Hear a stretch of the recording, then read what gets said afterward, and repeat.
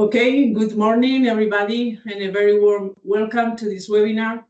It's a pleasure for me to see so many people from different parts of Europe who are interested in addressing and preventing loneliness and doing their best to transform public policy to see Europe work in a more cohesive manner. Today, people from a wide range of Western countries, including Austria, Belgium, Denmark, Ireland, Portugal, and the Basque Country, who are concerned about this growing phenomenon, have come together to this online session, all wanting to contribute towards the betterment of our societies. And we all know to do so, we need to talk about loneliness and to put this issue on the forefront. So, hello, bonjour, hola, and kaixo. Thank you for attending this webinar, for showing your interest in tackling loneliness, and for wanting to learn about different projects that are being developed in Europe. My name is Raquel San Sebastián, and I am the director of Adinberri, the foundation of the Provincial Council of Gipuzkoa for Innovation in Aging.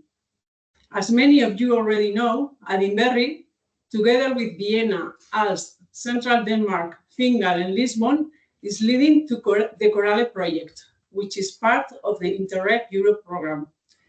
Today, we are delighted to see that not only KORALE members have joined, but also many stakeholders who have already been working for some time on this issue. However, some of you may be wondering exactly what KORALE is. It's a Europe-wide project designed to contribute to the exchange of knowledge between these different regions and to improve and shape public policy to incorporate the prevention of loneliness in two main target groups, the elderly and the young. Participating in this project gives us a great opportunity to learn about strategies and intervention policies, which, if deployed early, can reduce the incidence of loneliness later on. As a result, this helps us better understand what is required to transform these best practices into more effective policies for the prevention of loneliness, and how to best integrate them into other areas such as health, education, and housing. The main objective of KORALE is to address and help prevent loneliness, and to do so, we follow a two-directional approach. First, bottom-up, using our existing knowledge and experience to design public policies that will have greater outreach and impact. And second, top-down, using knowledge to design smaller-scale interventions adapted to the target group and the cultural context in question. When the KORALE project comes to an end, in 2028, a guide to public policy and 24 examples of good practices will be published and shared with the member states. Today, one of our project partners, Central Denmark region, is going to offer us a webinar sharing their extensive experience and knowledge on tackling loneliness in young people.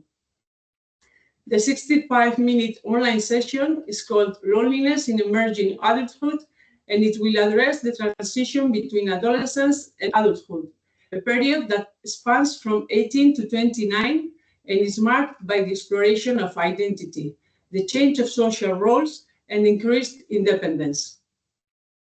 These are factors, therefore, that can either alleviate or aggravate feelings of loneliness. After the webinar, we'll be happy to respond to any comments, doubts, and questions you may have. However, given the high level of interest in this session, we would ask you to use the chat feature to submit your questions. Once again, many thanks to everybody for supporting this session. We have no doubt that it will give us the deeper and better insights into the phenomenon of loneliness. So now I'll ask Jakob Felfors Christensen, the Factum Project researcher in the Central Denmark region, to take over as the moderator and facilitator. Jakob, whenever you're ready.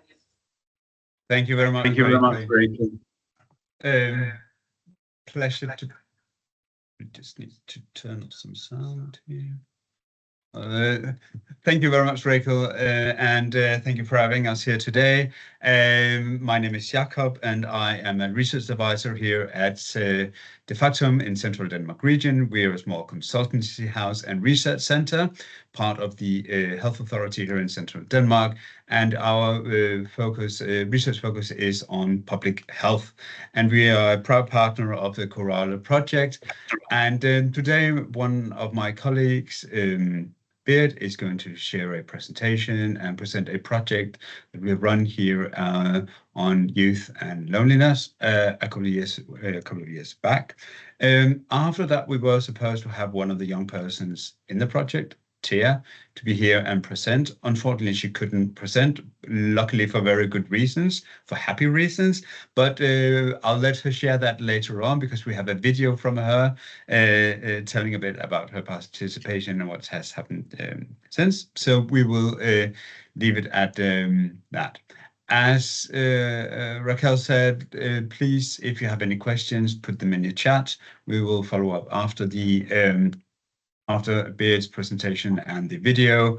I also know that Beard is going to ask you to write something in the chat as part of the presentation, so you better have it, might as well have it ready anyway for that. And we'll also see if there's time to do a bit of follow-up on that as well afterwards.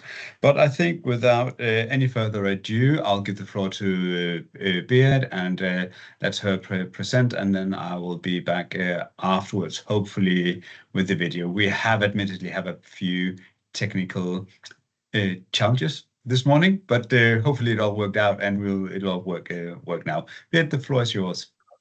Thank you, Jakob, and thank you for giving me the opportunity to present here today. My name is Beard Nielsen, and I'm a psychologist and an associate professor here in Denmark. I mainly do research in the spaces between public health and mental health. And today, I'll just share my screen. I will present. Beard, we can't hear you. You can't hear me. We can see something, but we can't hear. Then I'll have to come to you, Jakob.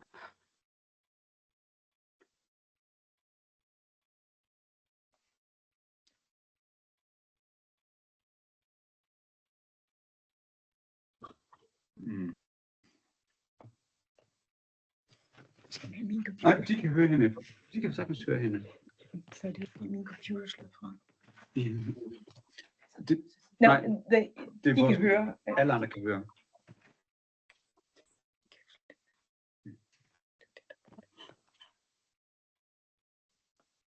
Sorry for the confusion, I'm back.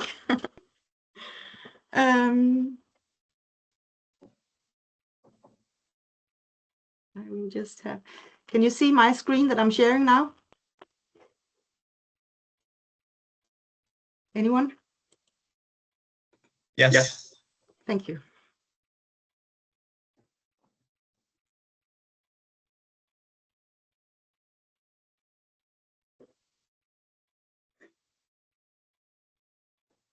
So, okay.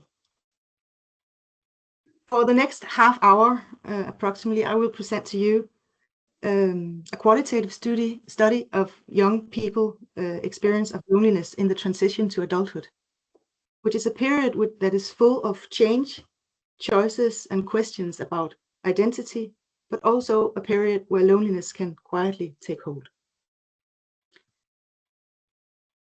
It is perfectly normal to feel lonely from time to time, and most of us go through periods of feeling lonely at different points in our lives. Maybe we've moved to a new city, started a new job, or lost someone close to us. And maybe sometimes we find it hard to share those feelings with others. So, in that sense, loneliness works like a kind of psychological signal, like a way of telling us it's time to seek connection. But loneliness becomes a problem when that feeling doesn't go away. When it turns into something long-term, it can create a vicious circle where reconnecting with others starts to feel almost impossible. Most people, and the most common definition of loneliness, describe it as the gap between the relationships they wish for and the ones they actually have. So in that sense, it's a personal feeling, a subjective feeling. Loneliness is not always about being alone. You can feel lonely even if you're around with others, especially if you're missing depth or connection in those relationships.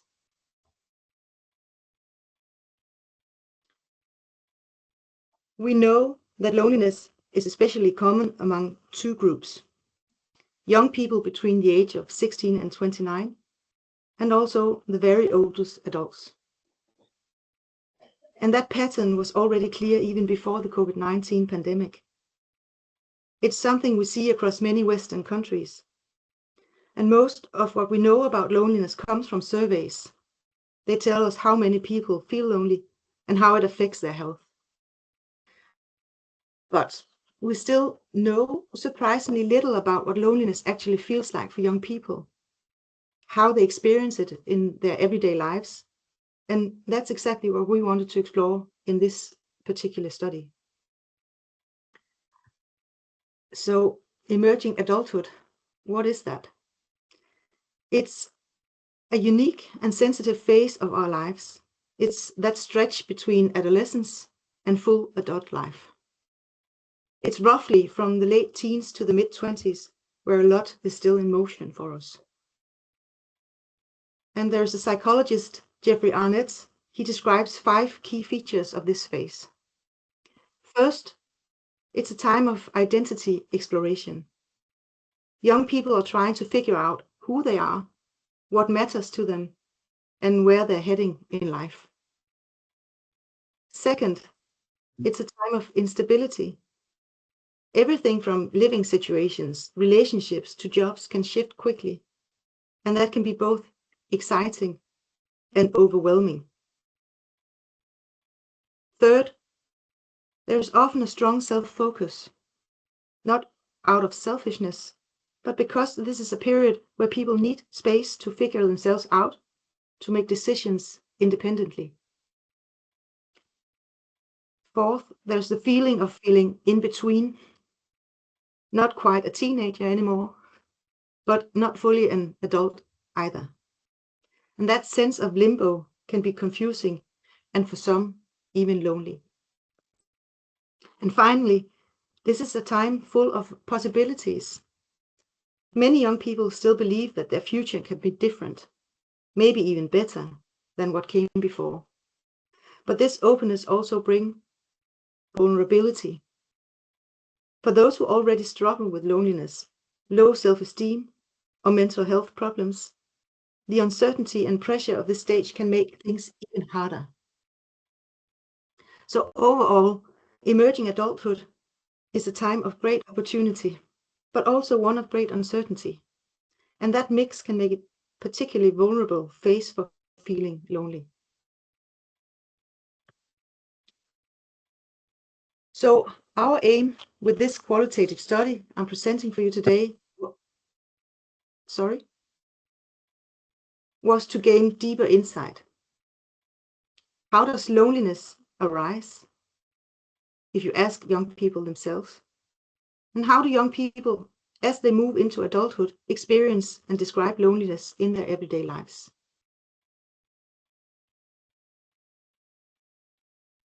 In this study, we wanted to get closer to how loneliness is experienced, not just how people talk about it. And that's why we use cultural probes as one of our qualitative methods. Cultural probes are especially helpful when you want to capture experiences that can be hard to put into words.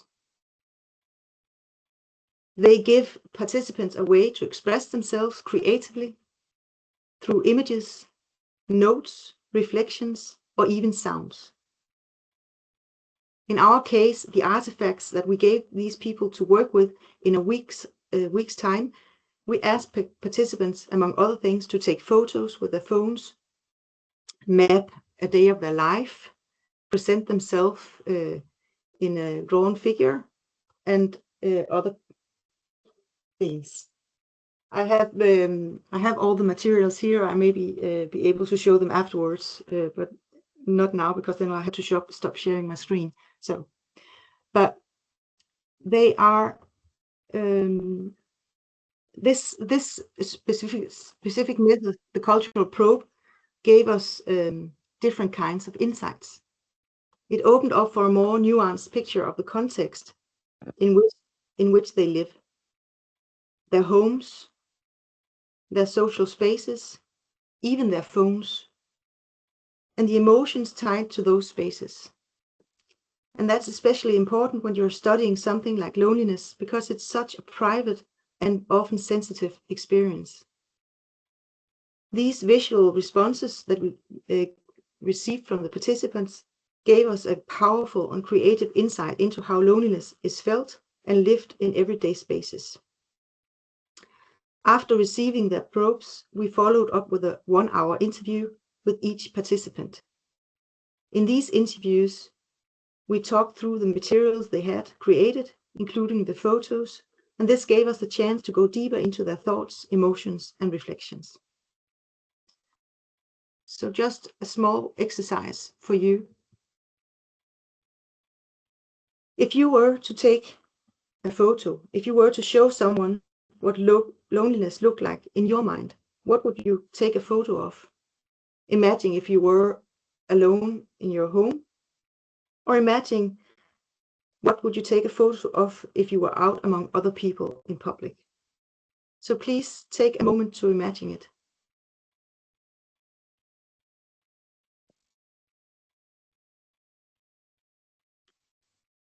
And just take your time, but when you're finished, I'd like you please to use the chat, as Jakob told you earlier, to write a few words about your imagined photo, so we can all share with each other how we would picture loneliness.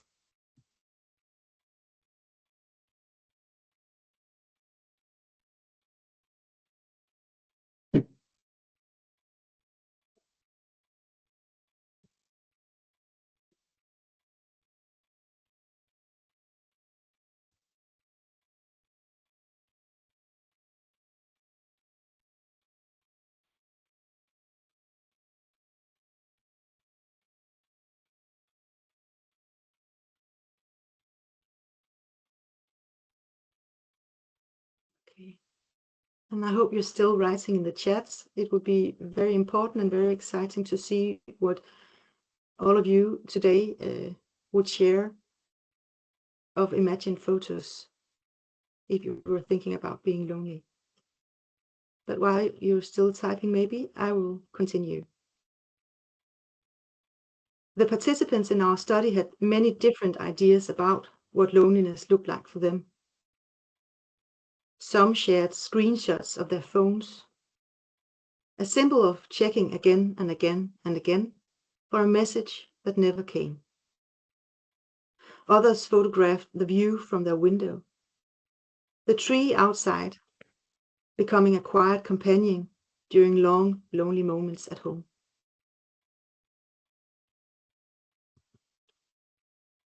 One person took a photo of her new dog, not because of joy, but because she had no one to share that joy with. I especially feel the lack of a close social circle when I have no one to share the joy of getting a dog with.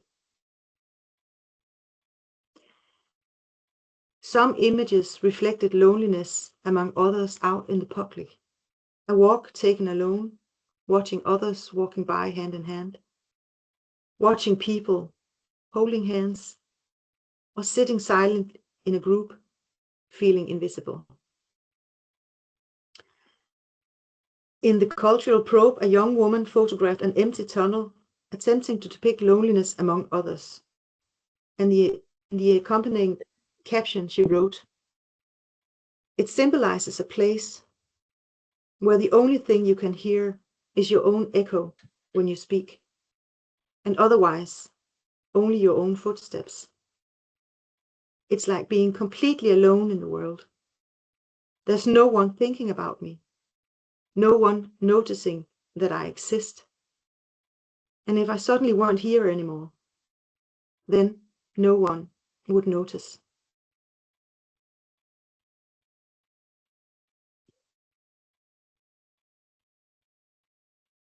By using cultural probes, we gave participants a creative and engaging way to express their experiences of loneliness. This not only deepened our understanding, but also made it possible to share the results widely through a traveling exhibition, because the material that they returned to us was so rich, and we all agreed that it would be a shame that they were just left in an archive.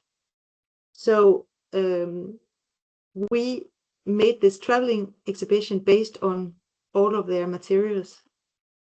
And the exhibition has been shown at 20 educational and cultural institutions over 2 years now, creating important spaces for conversation and reflection on loneliness and what it means. So even though we facilitated it, it's really an exhibition made by the young participants. And I'd like to show you a short video of the exhibition.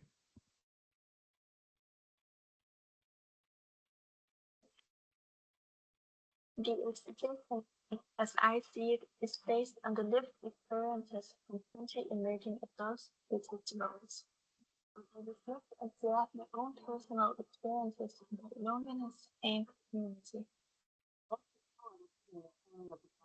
You really feeling part of the community when I'm with others. Our genuine respect to the young participants for having the courage to break the taboo and show the way for others who are feeling about loneliness. It is when we share our lived experiences that we inspire others to take important steps in their own or others' life. They're not good enough to talk to them. They end up walking away from the events of the music festival on a whole human side. A bit little sometimes because too much. The testimonies were generated through the cultural probe method. Cultural probes are useful when trying to gather data and help people live their lives with uncovering values and beliefs. Participants were raised with the present and never during their lives. The effects of loneliness and community associated with their life. If I feel like I'm going through a tough time, I would not believe. I don't think people around me should know anything about it. I'll handle it myself, and then suddenly I feel lonely. With the exhibition as we see it, we want to start a conversation about standing inside or outside communities, and we hope that you, as an audience, will also be contributive to the reflection on loneliness and community.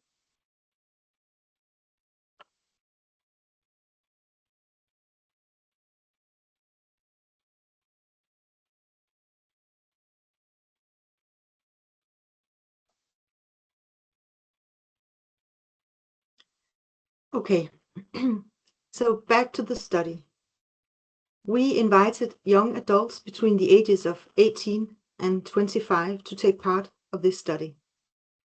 To reach them, we used targeted advertising on social media, tailoring our posts to fit the age group and to reflect interests that are often linked to this phase of life. In total, we interviewed 21 young adults, 3 men and 18 women, and analyzed 20 submitted cultural probes. About half of them were living with others at the time. It could be with roommates, partners, or family. And more than half reported either current or past mental health challenges. The last point is important because it reminds us that loneliness often intersects with other emotional difficulties. It may rarely stand alone. As I was saying, one of their tasks was a self-portrait task. They were asked to create self-portraits. They were given a blank human figure and asked to dress it using stickers with clothes, shoes, and accessories. Alongside that, they were asked to complete different sentences, including, "To me, loneliness is." Their responses gave us a more personal and emotional language for something that's often hard to describe. Rather than just talking about being alone, they pointed to a deeper sense of disconnection from others, but also sometimes from themselves. Several described how they moved through daily life feeling unnoticed or like they were present but not really part of anything. Some shared how they tried to appear fine in social settings, but often came away feeling empty or emotionally out of sync. It became clear that loneliness wasn't always about physical isolation. Quite contrary, it was more about a quiet inner absence of recognition or meaning.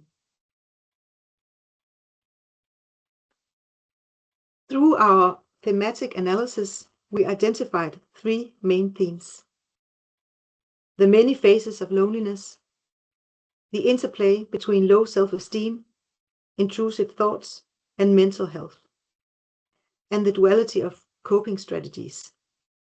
Each theme included sub-themes that gave us a nuanced understanding of how young people experience loneliness.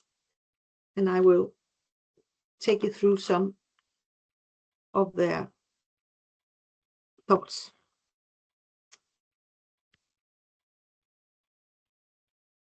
We found that early life experiences like bullying, family problems, illness, or frequent moves played a big role in how loneliness developed, if you ask the young people themselves. Being excluded at school often led to low self-worth, which made it harder to form meaningful relationships later on. Many participants said that these experiences left them feeling socially disconnected as young adults.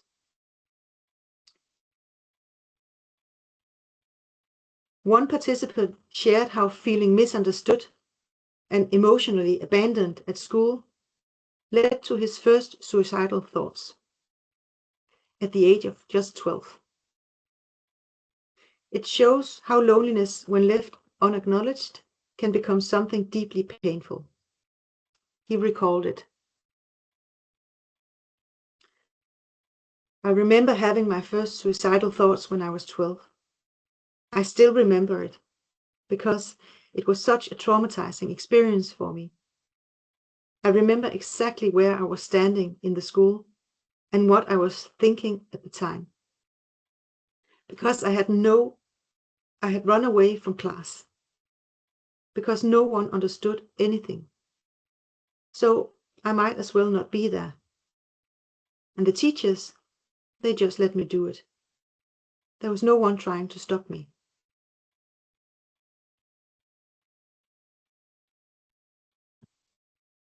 Another participant described growing up with a mother with schizophrenia, a childhood marked by isolation, broken friendships, and instability. Even now, she struggles to maintain close relationships. She points out, I grew up with my mother, who has schizophrenia. It was a very turbulent childhood. I was isolated with her, changed schools and kindergartens, had few friends and never long-lasting relationships, because my mother broke them for me. And this has followed me into adulthood. I find it very hard to maintain relationships. I can form them, but I struggle to keep them.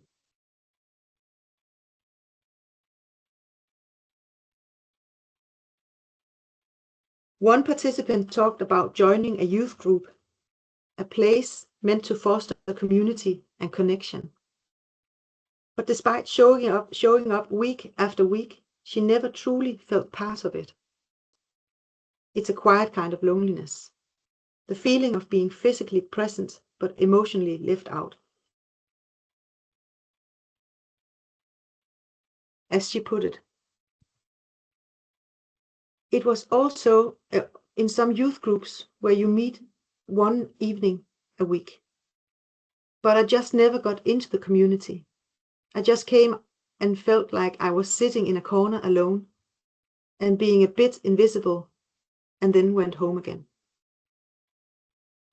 So, taken together, these stories show how early relational ruptures like exclusion, instability, or the sense of never truly belonging can continue to echo into young adulthood. these young people don't just share how others see you, but how you become to see yourself.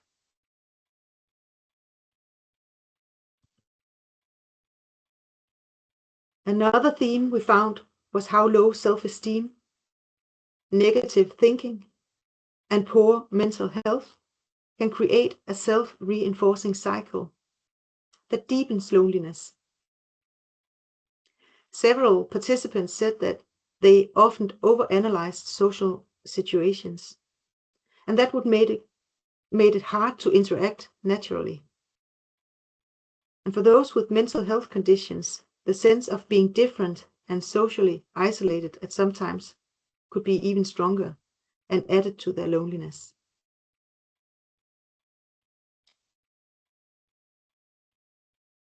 This next participant describes how overthinking and self-doubt can get in the way of social interaction.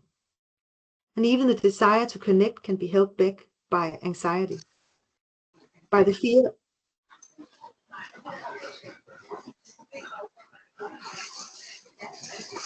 Someone is having sound on.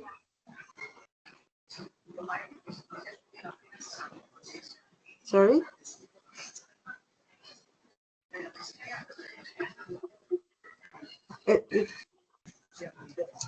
Could someone close their sound off, please? Okay. Well, I'll try to talk over the sound. Even the desire to connect can be held back by anxiety, by the fear of saying something wrong. As the participant explained, I think a lot about everything, including what I say to other people. So sometimes, even though I feel like talking to someone I don't know, well, I overthink it and worry that I might say something wrong. As a result, the conversation either shifts to a different topic or I decide not to say anything at all.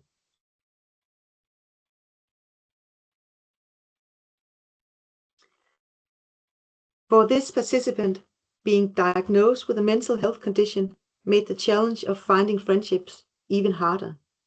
The sense of being different and misunderstood deepened her loneliness. The hardest thing for me, especially after I got my diagnosis, has always been making friends. There aren't many people who can relate to it, or who support you, or think it's something they want to deal with.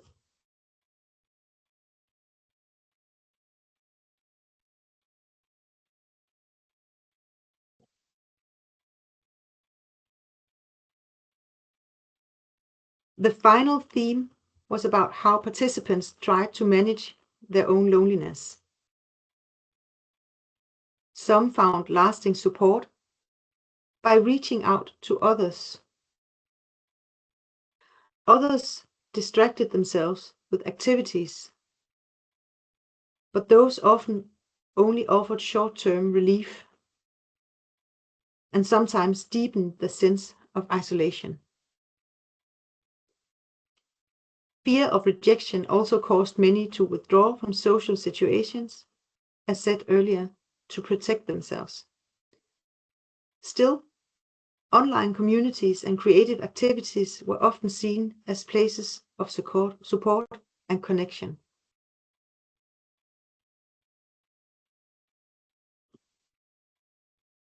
One person describes how quickly a small feeling of loneliness can escalate. It becomes a spiral of retreat. Not because you want to be alone, but because withdrawing feels safer than risking rejection.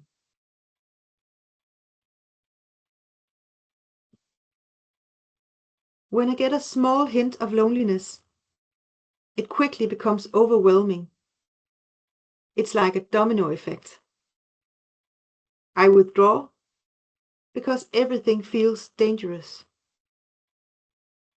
You don't want to be rejected or criticized. So I take control and pull away myself.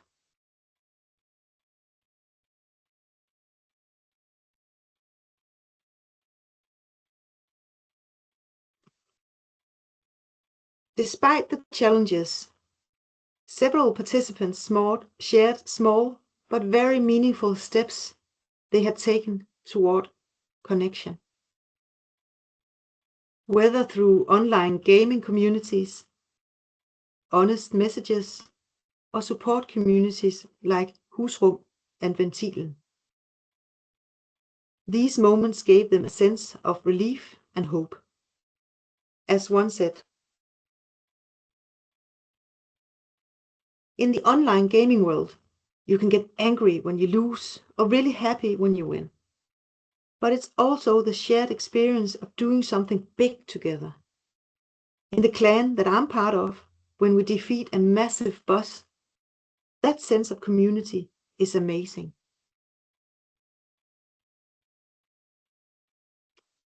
Another one shared, I once texted a girl, sorry, I just can't handle this whole thing of replying to messages. But I like that you write to me. I wrote that to a person, and it was really nice. And finally, someone who joined Ventilen, which is a Danish volunteer-based organization that offers social communities for young people who feel lonely, said, I joined Ventilen and have started reaching out when I'm lonely.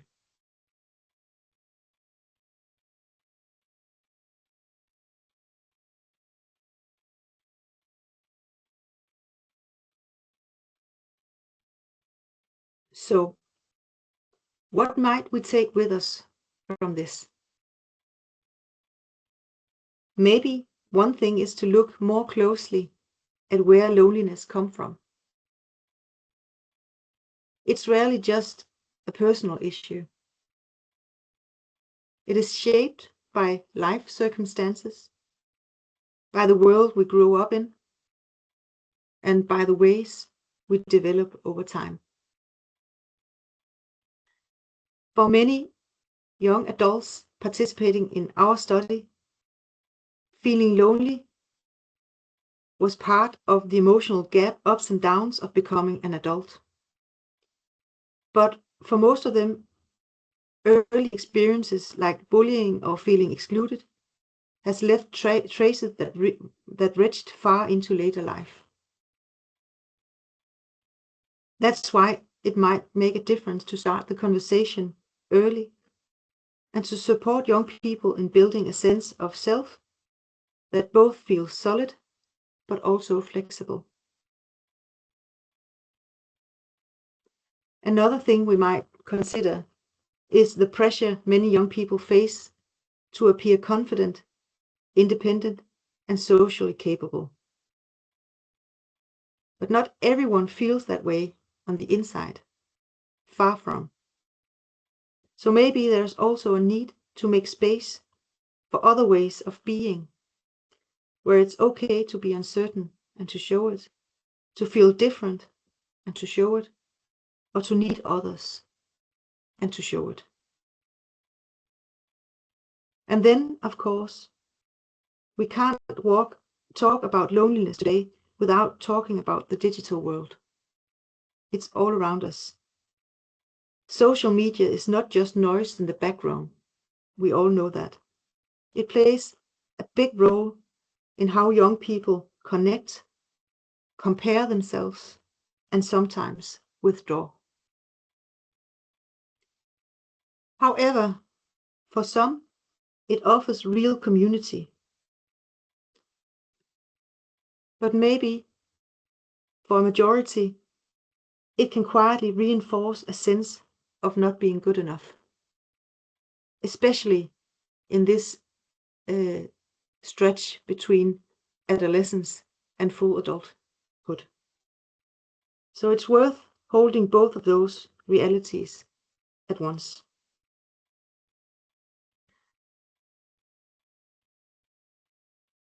And finally, we need to keep listening to what young people themselves are saying, not just about what loneliness is, but how it is experienced, and what helps, even if just a little bit. That's what this study tried to do. to create space for those lived experiences to be heard and taken seriously, and to inform those who are developing interventions, trying to connect people. One of the young people who took part in this study was Thea. Since she took part in our study, she's also been a part of a youth advisory group connected to the large community-based initiative called More Together in Denmark. And she continues to share her experience and help shape solutions. And now, while you look at the self-portraits of some of the participants in our study, I will say thank you, and I will leave the floor or a video so Thea can share her personal story with us. It's an honest and thoughtful a reflection that brings depth and life to many of the themes that we've just touched on. So, thank you. Thank you, Beard. And no, we need to do it.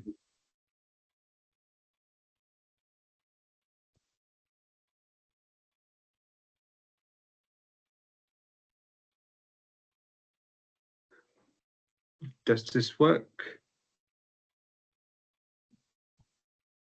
Nope. We'll do it like this. All right. Thank you for sharing this. Beard, I was some powerful statements. I think most of us can recognize this to some extent. Probably someone said this. I'll now try and see if we can share the video, and then we'll come back. And that leaves you with about 5 minutes to figure out if you have any questions, and then put them in the chat, and then we'll be back.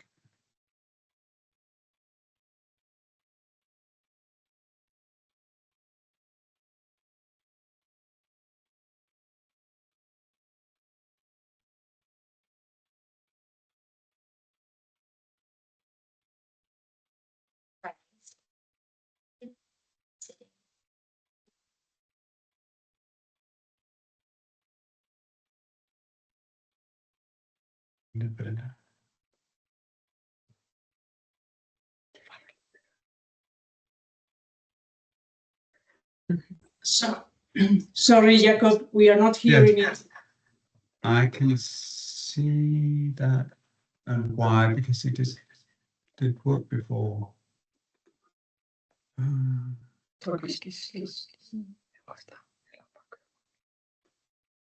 Big deal.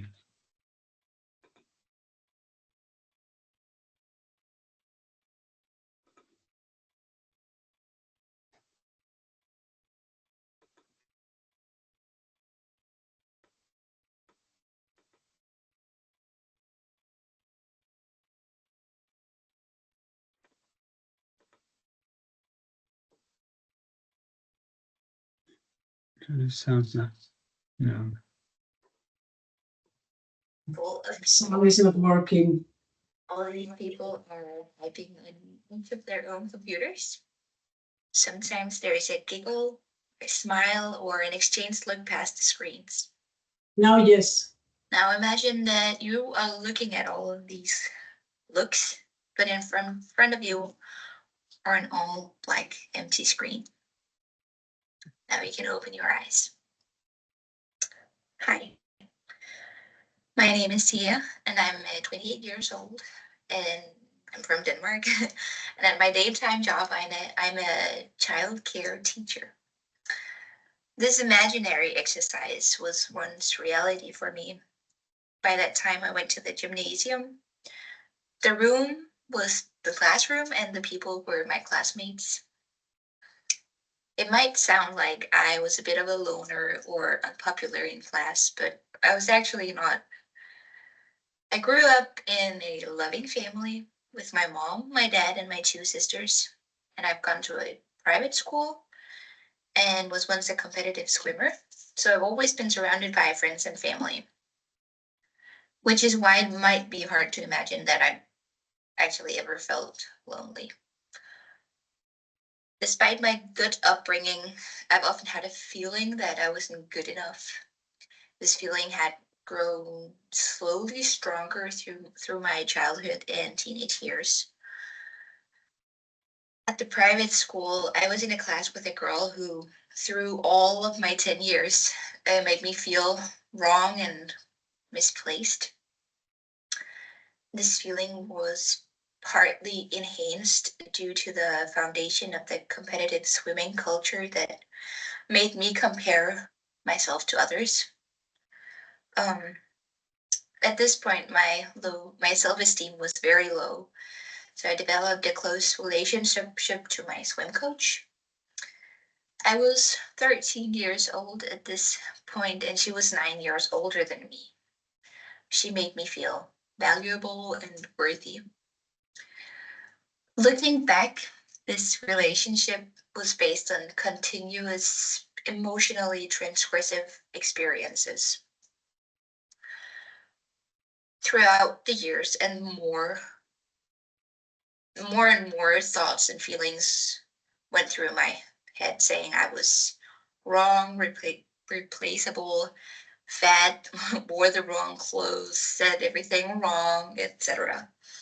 These thoughts and emotions was in behind a facade of smiles and humor, and I had them so well that even I wasn't aware of how I felt. It was only when I started at the gymnasium at age 18, and my English teacher had us write an essay of where we saw ourselves in 10 years, that I was made aware that I was not feeling very well. My teacher wanted to talk to me about my essay and the fact that I had written that in 10 years' time, I might be dead in some way or another. She made me realize that that these feelings weren't normal. Later, I've developed both anxiety, OCD, and depression. The depression comes along with my anxiety, and so does my loneliness. The anxiety appears when I'm doing something new or big changes are about to happen in my life. An example is the time I started college. This was a place with lots of new people, new surroundings, and an unpredictable day, which meant I could easily make mistakes and feel inadequate and not good enough. So to cover up my loneliness, I have, throughout all of my school years, immersed myself in schoolwork. This way I could hide my insecurities of not feeling part of any friend group. It's always been easy for me to talk to all people, but the downside in that case is that I have a hard time fully evolve in deeper friendships. This meant that at every break between classes, I became anxious and uneasy. In my head, I kept wondering what the others were doing and whether if they invited me to join, they only invited me out of pity and not because of who I was, because what did I have to offer as a person. Since then, and still, I have talked to psychologists and psychiatrists and psychotherapists to work on and understand the patterns of my anxiety. I take prescribed medications to help my nervous system, so I can work on and accept my challenges. Things are going much better now. I have moved into an apartment with my boyfriend of 2 years in a new city, and I've started a new job.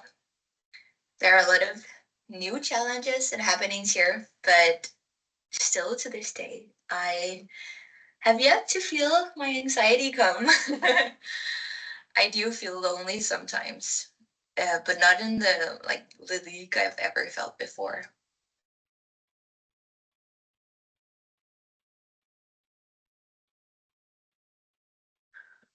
Okay. Well, a virtual thank you to Tia for sharing her story. I think I'm perhaps not the only one, a bit of a lump in my throat after hearing that.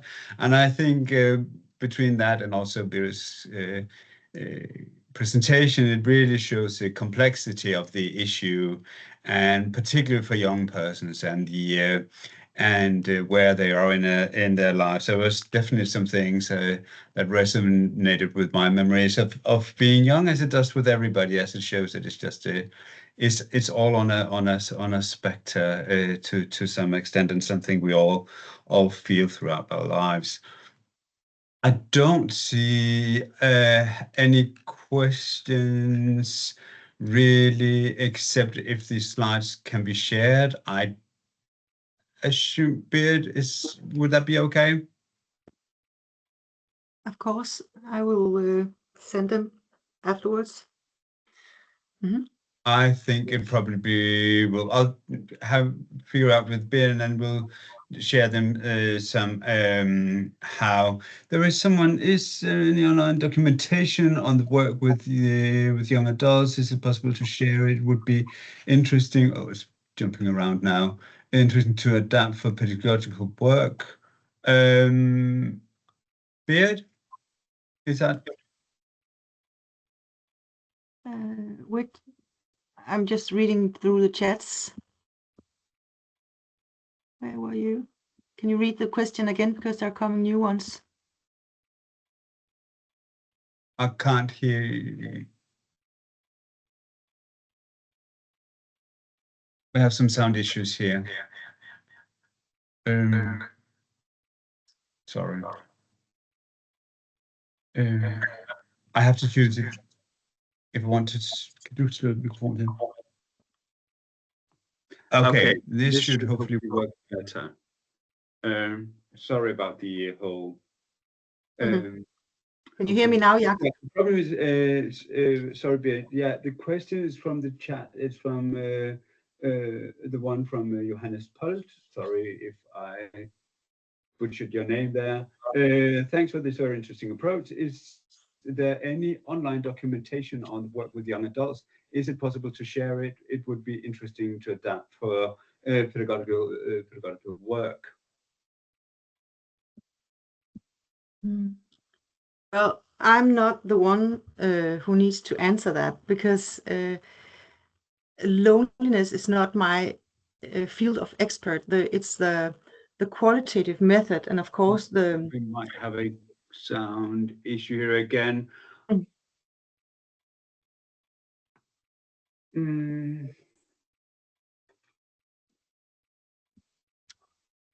Cheers. Someone is answering in the chat. That's good. No, we have no. Here we go. Perhaps there's sound now. Brilliant. Okay, thank you.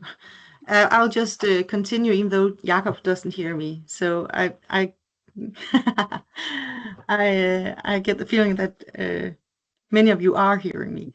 Yeah. So what I was saying before, loneliness was a specific field that I got the opportunity to walk into a couple of years ago with Lise Arndt and Mathias Lasgaard, who is a professor in health psychology and primarily loneliness in Denmark. So the questions relating to developing interventions that are effective. I also saw another question upon what if we have these young adults who are both struggling with mental health issues and loneliness at the same time, and it's like the hen and the egg. It's not always from A to B. It's complex, and the one reinforces the other, as the young people tell us. But are there any interventions that are more appropriate for them than if loneliness is not accompanied by mental health issues. That we know from the literature that that some kind of cognitive approaches to this is helpful, in that sense that the people who also, the young people who just participated in our study, tell us themselves that some of the experiences that they get from a very young age, about not fitting in, being bullied, being feeling that they are left out, feeling different, it some kind of takes a home in them. So they start to tell the story about themselves. So in that way, that's a good way of starting to talk and work with these young adults. But that's a very individual approach. And we know that loneliness is not to be understood only from an individual perspective. So more of the community-based initiatives that we are seeing and that you are working with in KORALE also, that are more about connection and not feeling disconnected in our society today. I hope that's it's far that I can go without having to talk to the more loneliness experts like Matthias. Yeah, I think there's perhaps another question here we can just address before we have to finish here. Is Michaela ask? She's a local. We see often that those participating in loneliness projects also have mental health issues. Can we disentangle loneliness and mental health in any way? How does loneliness express among those who do not have mental health issues? Yeah, well, it's a very interesting question. And I saw that Nina Goldman is also among the participants, and maybe she would like to, I don't know if I'm just pointing you out, Nina, but maybe you have some perspective on that question. Sorry, I'm in the public library at Stock 1. I don't know if this is going to work. Hi, Nina. We can hear you. Okay. Oh, you are in a public library. Yes, at Doc 1, sorry. I got a little bit distracted. Could you repeat the question, please? Jakob, can you repeat? Sure. The question is, we often see that those participating in loneliness projects also have mental health issues. Can we disentangle loneliness and mental health in any way? How does loneliness express among those who do not have mental health issues? Wow, a big question. Actually, I don't know, because I'm not a psychologist. Yeah, I'm not a psychologist, so I can't really talk too much about it. Yeah, we're more looking at the community-based interventions, or we will be looking. So today is officially my second day of a new project. So it's a bit early days. Yeah, sorry, this is a very vague non-answer. I think Matthias will be more qualified to answer that one. I think we will take this specific question with us and go knocking on Matthias's door. Yeah. And then we will try to answer your questions from the chat in the mail when we return the slides also. Yeah. Yeah. Perfect. All right. I think we'll leave it at that for now. Thank you for jumping in, Nina, and hope to see you when you're back here in the office soon. I just want to go back to the exercise here and see and touch on some of the answers in the chat. How people said like a colorful vase with no flowers, a sole person sitting in front of a computer or a phone, cereal bowl with a single cornflake in it. And then there were quite a few with tables with one chair or with several chairs sitting alone at it, but also group pictures with one person looking away or looking down with everybody else was engaged. But I think as a bit of a foodie, I found it interesting to see how much is linked to tables and chairs and sitting together, and which it would often be linked to meals and how we think about think about that clearly to some extent. But thank you for sharing those visuals, and it was really very interesting to see the differences in this, and also without age shaming anybody here. I think most of you are perhaps not in the target group of the project, slightly older. So it's also interesting to see how we consider this as illustrations of loneliness in different age groups, and also how sometimes it perhaps doesn't really change across ages. I think